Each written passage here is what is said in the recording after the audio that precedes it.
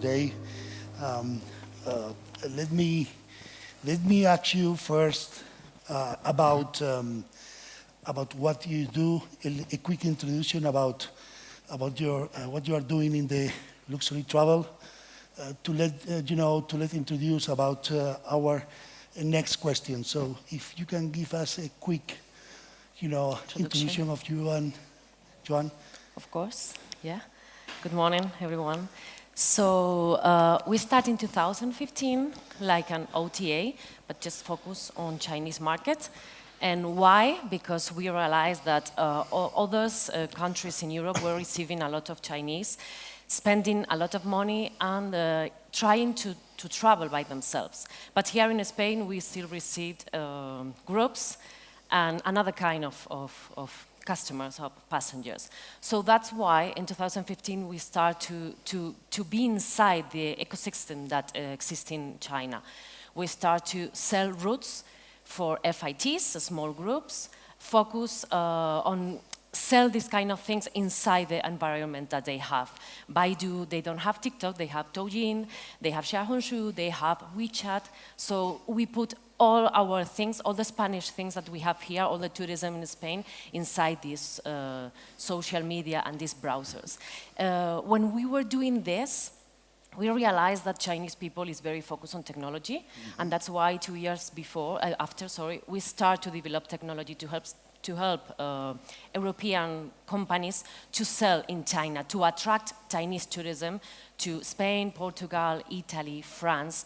And now we are receiving Chinese passengers too, but now we are very, very focused on develop this technology to attract this Chinese passenger. That's why now, for example, in 2019, we developed a pilot to in&out hotels to help them to receive the Chinese passengers when they arrive to reception, to help them to spend more money, because that's the problem with Chinese. They don't know the language, they don't know anything about the destination, and they have this firewall that they don't have the possibility to go inside our websites to receive a train, to what these kind of things that we can do wherever you go. That's why we are very focused on this market, because it's very, very huge and very difficult to go inside. And now we are helping, for example, AENA to receive better Chinese passengers and to show another things that the Chinese are not receiving when they are on China. Wow, very interesting. So, Joan, please. Yes, well, thank you for the invitation, obviously, to Forward. We love this networking event and conference. So I think we are kind of trying to answer the same question, and I think it was very interesting to see Microsoft as well. No? It's all about travel is such a lifestyle service these days. It's part of your lifestyle, a very important part. I would say probably the most important in terms of spend.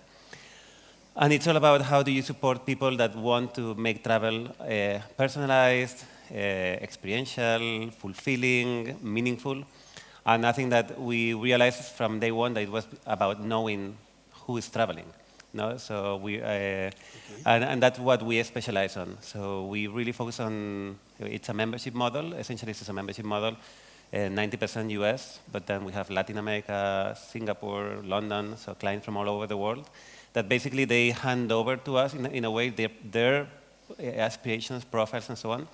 And we try to fulfill their travel needs with inspiration that goes beyond what they could do by themselves. So we have a network of travel writers that we believe a lot in content as well. So curation more than reviews in our case. So it's very much focused on people who have a point of view that can recommend you what to do.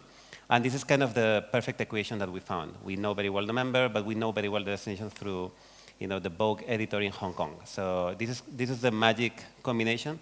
And behind the scenes, we are a technology company. My background is technology and design and technology. And we're trying to do this in a way that we leverage technologies. We kind of break the obstacle of luxury for the modern age, is that it's very old style. Like luxury, there's amazing luxury travel agents everywhere, but they still work like they did 25 years ago. It's all about emails, back and forth, DMCs, I want this change, it takes 3 days to get to my inbox.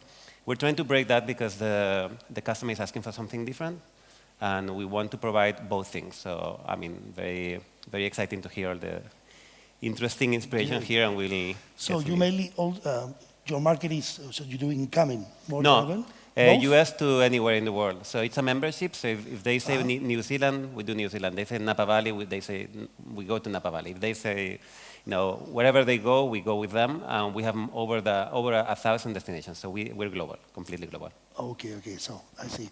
So regarding this, because both works the luxury travel, right? Could you let us know, in your opinion, what is the new challenge coming in next years or future years? And today we have been very good examples about TikTok and new technologies, and of course, artificial intelligence, that everybody thinks, or everybody say is going to change many things. What is your opinion in luxury travel? Could be a threat, could be a challenge, could be a positive, negative? What's your opinion? Well, Yeah, for us is great. This change. Oh, good. Yeah, these changes are great for us because we are focused on China. They are very, very digitalized since, I don't know, 15, 10 years ago. When I have visited China, the first time that I visited China in 2017, I found it a lot of QRs everywhere, and they pay with another kind of the payments, method payments. They are very different than us, and they are very focused on technology. That's why we changed the company, because we needed to adapt to these technologies that they use in China. So for us, this is very important because they are going to feel that they are safer, because they will have the technology to move around by themselves. That's the difference, I think, between US passengers or tourism than Chinese, is that Chinese doesn't speak English, know the luxury that the people with money that are traveling right now, they don't speak English, they don't understand, and they don't have the possibility to look before the travel. So technology is something that is very huge and important for us, to create this confidence in the passenger, in the tourist, to try to feel them better, So this is great for us. This is not, I think right now that is not a problem today. Do you have any good example? Like you say, you are collaborating with AENA, Yep. with other, suppliers or Yeah. other collaborators in the industry. Do you have examples that you see or you feel that technology is going to give us, new opportunities in this travel industry? Oh, I think that's it. I don't know you, Joan, but I think that in one of the talks that we listened yesterday, technology is important, and technology is a way to move around better and to know much more. But I think that personalized experiences is something that all the suppliers that we have is something that they are doing. We have, for example, for AENA, this technology is something that is very important for them, because they can show the passengers that they are going to be able to move around the airport, for example, by themselves. They are not going to need anyone to move around, to feel bad, to ask for something, but they are going to have the possibility to ask something through the technology. All this AI, all these automatic translations, all the things are things that are going to be safe for the passengers to move around the airport. That's an example just for AENA.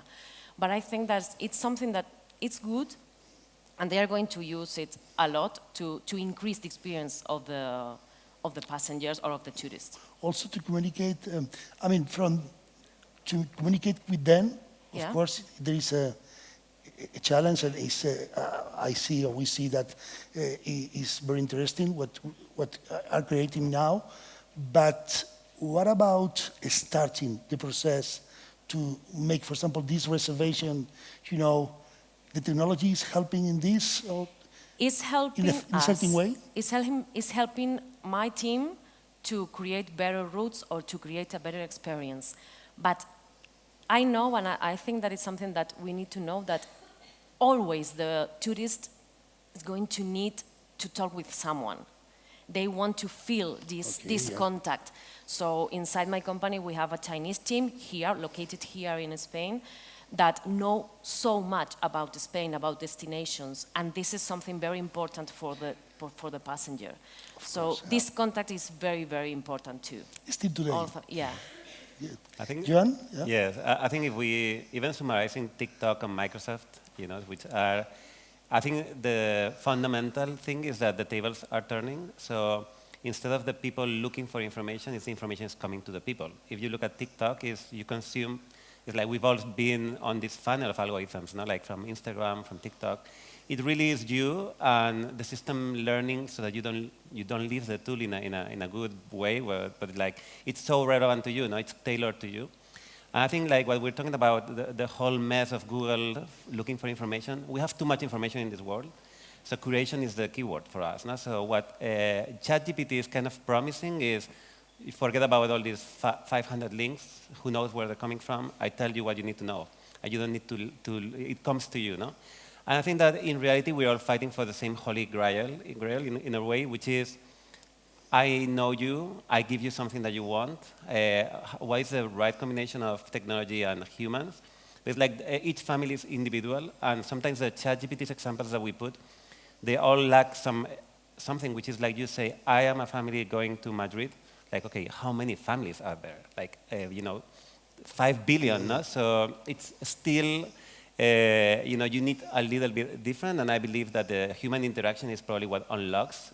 Nobody wants to fill 200,000 questionnaires. You better talk to a human, but I believe that that's the space. So I am with Antonella. I really believe that in reality, this is the era of personalization, hyper-personalization. People expect things from them.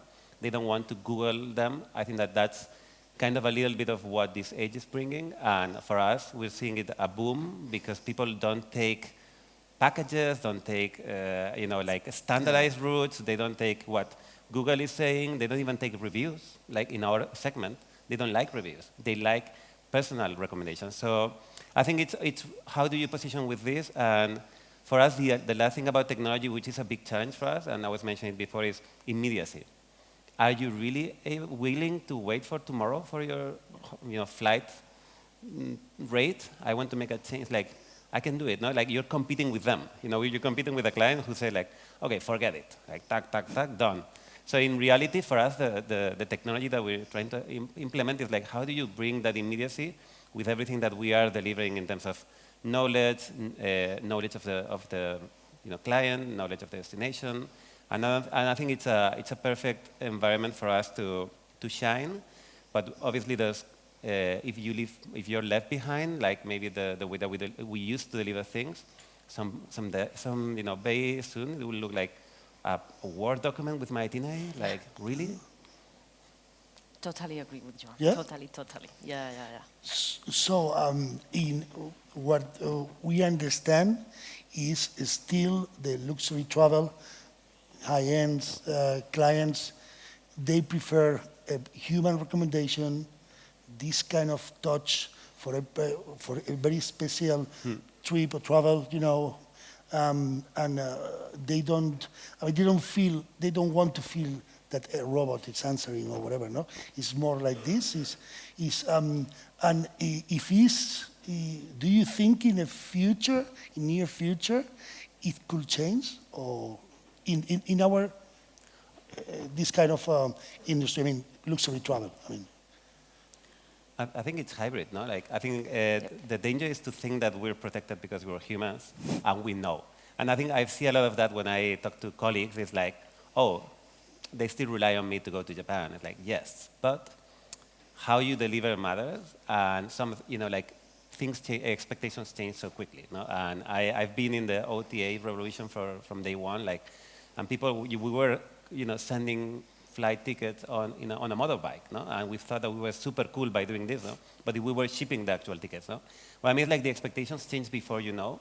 I think that this industry has to understand that while the human is so important, up to a certain point, like if you make, like the wait times, the execution, like how much power do you give them, how much information do you give them, it's becoming a complexity. We see it in the, brick and mortar, like the shop in Kansas City trying to sell China.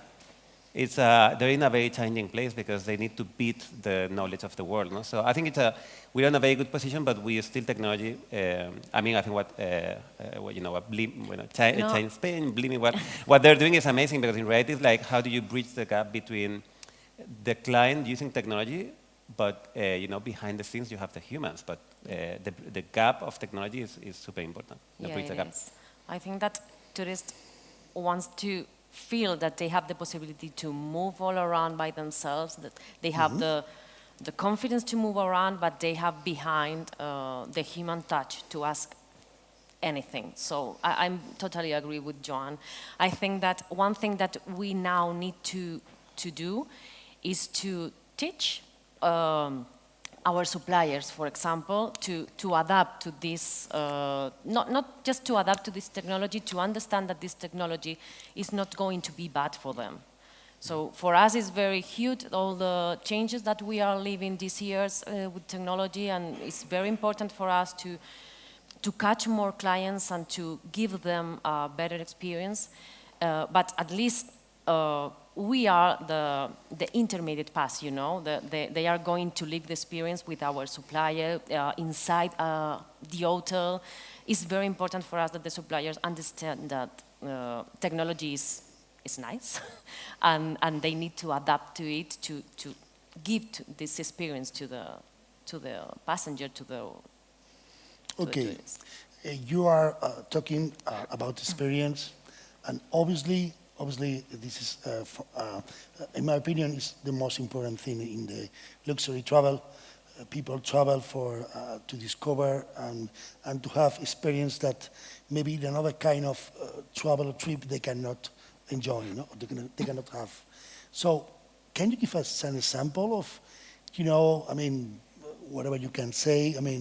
Of course, we don't want to know your, core business about it, but it's interesting for us to know new experience that you are creating for this kind of high-end clients. So, an example of this, which is, I think what we were discussing even about supply, we organize a lot of what we do directly with the end supplier. So because of what we say, that the in-between intermediary is not responding at the pace that we want, it's not creating the trips that people want. So I think this is changing a lot. And so I will give you the most strange example, I guess, for the high-end client that you would think. It's not like, oh, you want to swim in like a bath of milk, whatever. No, it's actually that they want self-explorers. So we have editors and we create self-explorers. Why? Because they're like everybody else. Right now, the luxury customer looks a lot more blended into the mix. You don't need to recognize them. At least the US customers that we deal with, they say, okay, I'm staying. This is my hotel. The old town of Palma. Give me, a little, some boutique, and I will walk with my kids. A place to have a coffee. This is what they really want to do. And I think misunderstanding this is what's making us see like mega luxury hotels that their first, client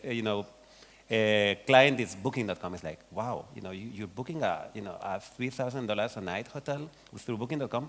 Don't you want restaurants? Don't you want experiences? Like, yeah, I do, but you know what? Like, I'm not the old style luxury travel agency. Is not fitting that. So this, for us, we're realizing like they want freedom, just like us. You don't want to have a car in every door of, and we have clients that are like uber wealthy that they say, I don't want to drive, I don't want a driver in London. I will Uber, I'll walk, and it's like, it's not a money thing. It's actually, that's how they are. Like the new luxury is a lot more sophisticated. We don't even talk about luxury. We don't like the word luxury in reality for our members because they don't feel that represented.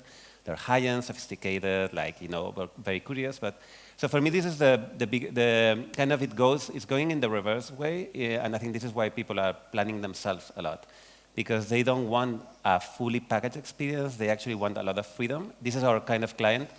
And so for this is what I mean. Like we do have great inside experiences with, and I agree with Paolo yesterday from that he was mentioning.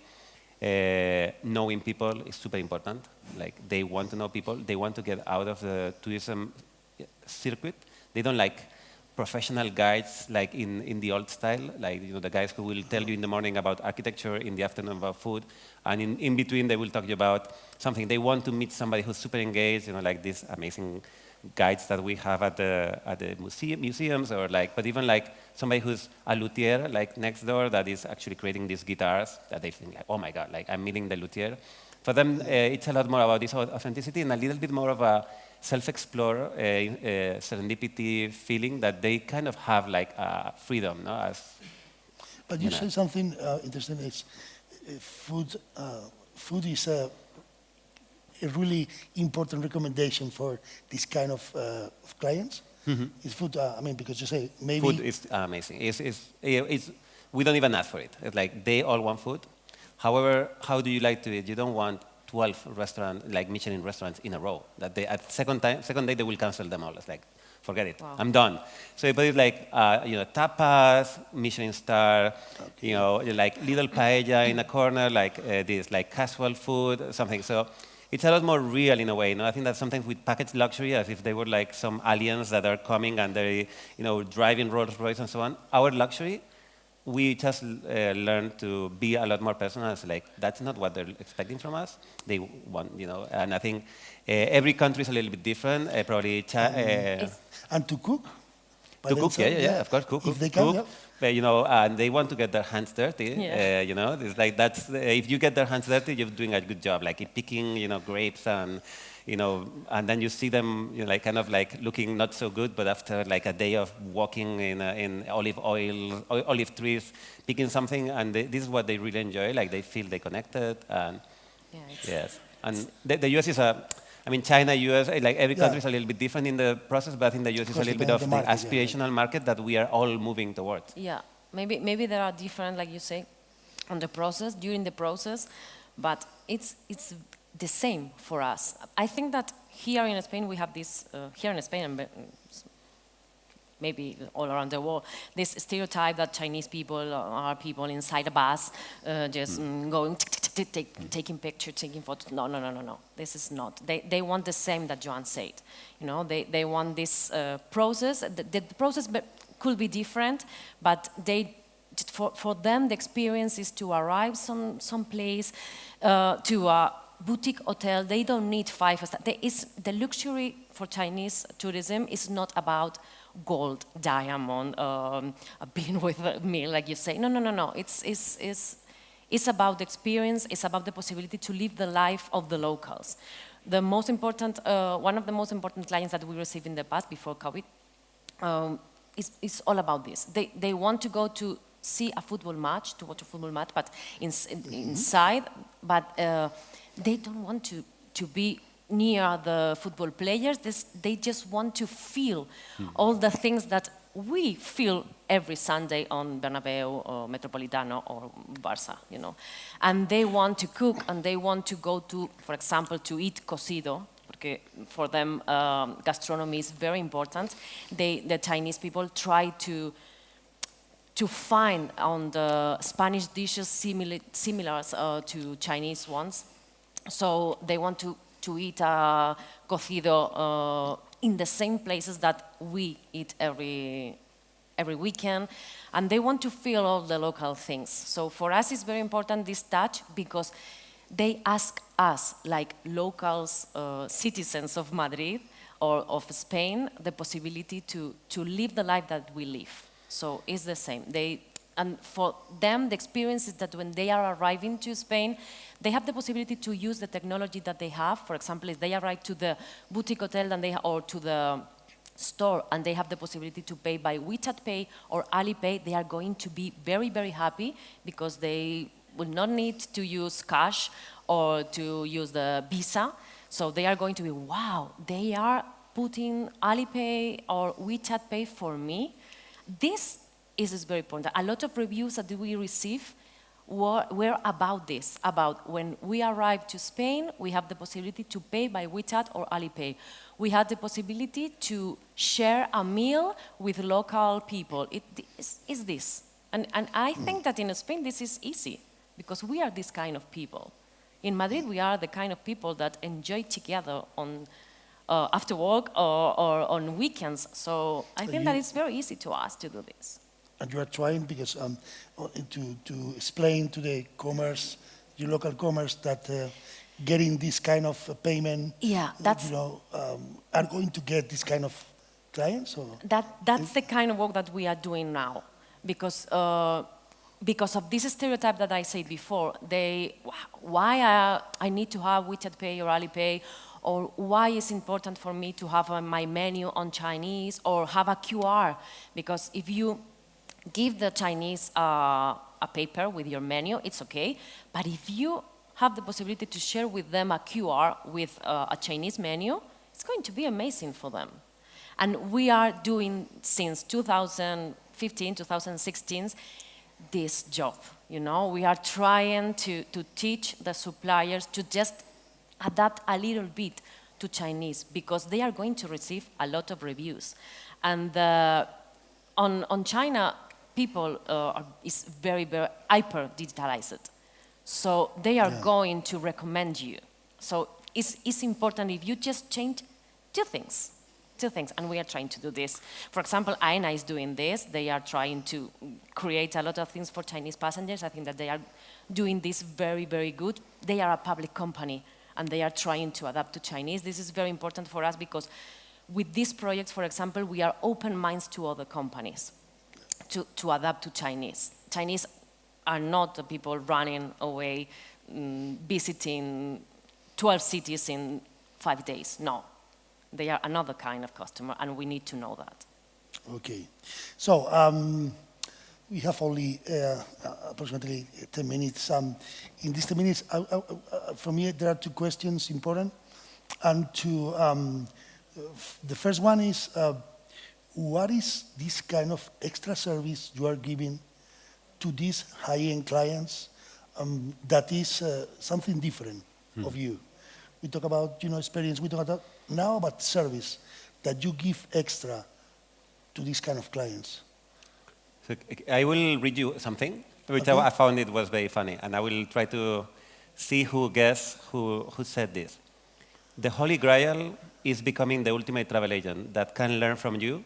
It doesn't just ask you where you're going or when are you going, but understands who you are, and they can match you with anything you want, especially with your unique personal travel needs.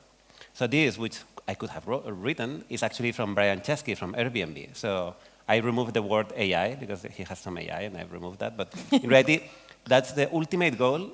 I think we're all targeting the same. I want to own the customer, not because I just want to own it, which I do, but in reality it's because I want to know everything about them, so it's very easy for them to go wherever they want to go without having to tell somebody, my kid is vegan, my wife hates this, I love this, I play golf, my wife hates golf, I'm super tall, the planes, So in reality it's something about removing that hassle of travel and bringing all the joy from the connection in destination and so on.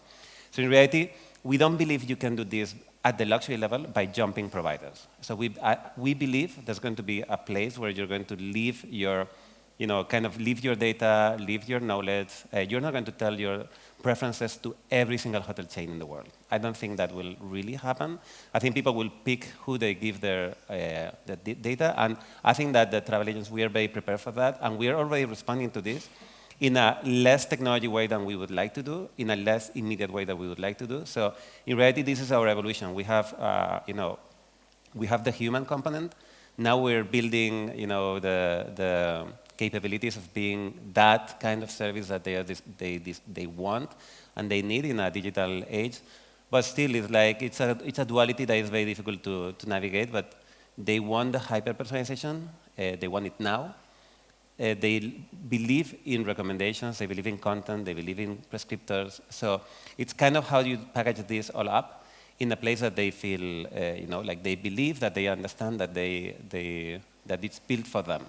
This is a challenge for us, and are we delivering that? It's okay, well, up to a certain degree, we're trying to do it, but there's so much room to improvement, and I think all these technologies that we're seeing, all the amazing knowledge, I think technology at the end of the day. Antonella was mentioning you have a hotel, you have amazing guides, museums, restaurants. You don't need to change any of that. In reality, it's how you deliver that to somebody who's coming from abroad, that the first time that you go to Napa Valley, it's like everybody is feeling the same way. It's like, what do I do? Maybe I only go there once in my life. I want to do the right things, and it's not the same for me than from Antonella or from you. How do you recognize me? And I think recognition, it's something that technology is delivering in a very interesting way. It's like, you know me, and the best hotels already say like, welcome, Joan. Like, hey, what? Huh. But I feel good, no? And okay, here's your, this is what you like, no? Like this, we picked the room here because we know who you are, and people like to feel recognized Of course, at this level. Yeah, totally agree. It's the same for us. For us, it's like, we have the technology. We know that we need to be a part of the Chinese ecosystem. We need to be inside the Chinese browsers and social media, and we know that. But for us, the most important point that we have here Chinese people that know Spain or know Madrid, and they have the possibility to share with the customers the feelings that they have here. So our clients are going to feel like very important because someone in Spain, very, very far away from China, know them and know that what they want to do, what kind of things they want to visit, because to sell a tailor-made route for us is huge because we need first to know the client. But this is very important. I totally agree with John with everything. So Fabian, you made a perfect round table because it's the same. Chinese and US passengers, I think that the process is different, and the ways that they book an experience is different. But I think that, but you're focused, but we are very focused on this personalization and all, and to know. But it's the same because we now have this B2C business and this B2B. For the companies, it's the same. Now we are developing technology to help companies to open to China. It's the same. It's not the same a hotel chain. It's not the same a public company. It's not the same a very special restaurant in Granada. It's not the same an airport. So we need to adapt and to know what they need to share with them the best. And for our high-class Chinese customers, is the same that Joan said, that know them and show them all the local possibilities that they are going to share. Good. Okay, so now I wish to ask you, because now I think we are living in a boom of this kind of tourism, even if it's luxury travel, even if it's high-end, but also personalized tourism. I come from another kind of tourism, it's MICE, so it's, congresses and that. So it's very different, but I see that the luxury travel in the last years, people as you are doing very well. What do you think could be the cloud, the black cloud, if it's something that you see can stop this growing of your companies, and that if there is something, that you are maybe worried about the futures, because maybe I'm wrong, but I think it's brilliant. The future we are seeing now is going to be good. So do you think there is any kind of black cloud of something wrong, or there are worries about? I do see black clouds coming more from the geopolitical. Yeah. So we have clients that for having the wrong surname, they fear going to Morocco. Like, it's a silly thing, but this is the world we live in, which is very sad. Travel is meant to connect cultures, and now the world is divided. It's horrible. I think we're dividing the world in good, bad, or positive, and it's very difficult to navigate this. And I think that will make the destinations that are perceived as safe. In a place where we were opening up, I think it may be something that will cast a cloud. Are we going to be super impacted?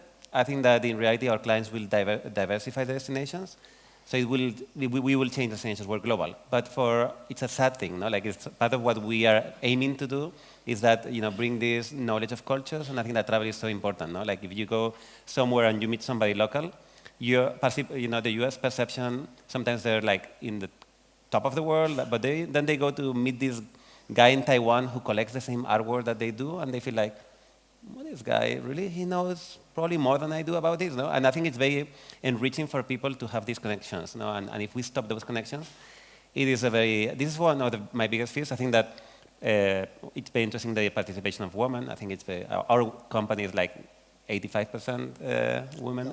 And I think they bring a lot of empathy to the industry that is super important. And it's true that when you hit the CEO level or investor level, like that's gone. So I think this is a big challenge. And yeah, beyond that, I think that the price, honestly, like for those of you who are setting the prices, like I think that hotels are the only thing in the world that you can price however you want, whenever you want. But there's a limit. And I think that we're seeing that limit hit by, obviously I won't say about Spain, but Italy, come on. Like Amalfi Coast, you're paying $5,000 for a room that is like 12 square meters. Like, okay, beautiful one, but then I think that when the value is not delivered, it doesn't matter if you're super rich, there's a point where you feel taken advantage of. And I think that this is for me the other problem is that like super over-tourism is like demand, and there's a little risk of going too far and just destroying value. Oh, so very interesting. And I agree apparently many of your thinking, because also in MICE tourism happens the same. Everybody now wants to work in luxury tourism, and all the hotels grow up. The rates go up in the last years, totally, double or triple, and I think everything has a limit now. And I totally agree with what you are saying. For you, Antonella? Just to be very quick, I agree that geopolitical themes are going to be maybe the problems that we are going to have in the future. You know that we know that China have these reactions and this kind of thing that they do, whatever. So these are going to be maybe our problems in the future. But we lived the COVID. We were a tourism company focused on China. We start to feel the COVID on December 2019. So I think that for us, this was the huge challenge of my company. And I think that now, since China opened borders on last March, and now we are not receiving Chinese tourism. If you see a lot of Chinese all around, they are not Chinese, are Korean people. We are not receiving a lot of Chinese tourism. So I think that we start this challenge on November, December 2019, and now we are still, So I think that this was our huge challenge, and now we are very focused on positivity. But new routes, no? Right? New flights. Yeah, they are starting a lot of new connections. Yeah. And they are increasing a lot. Yes. So I think that 2024 is going to be a very important year for Chinese tourism. So we need to be prepared. So thank you very much. I think we can be talking about, it's very interesting to listen to you, and thank you very much for all your opinions. And I hope to see you next year too. And we talk about if this new challenge and is your what you are thinking, if finally is developed like you say. So thank you very much, and it's a pleasure. Thank you so much.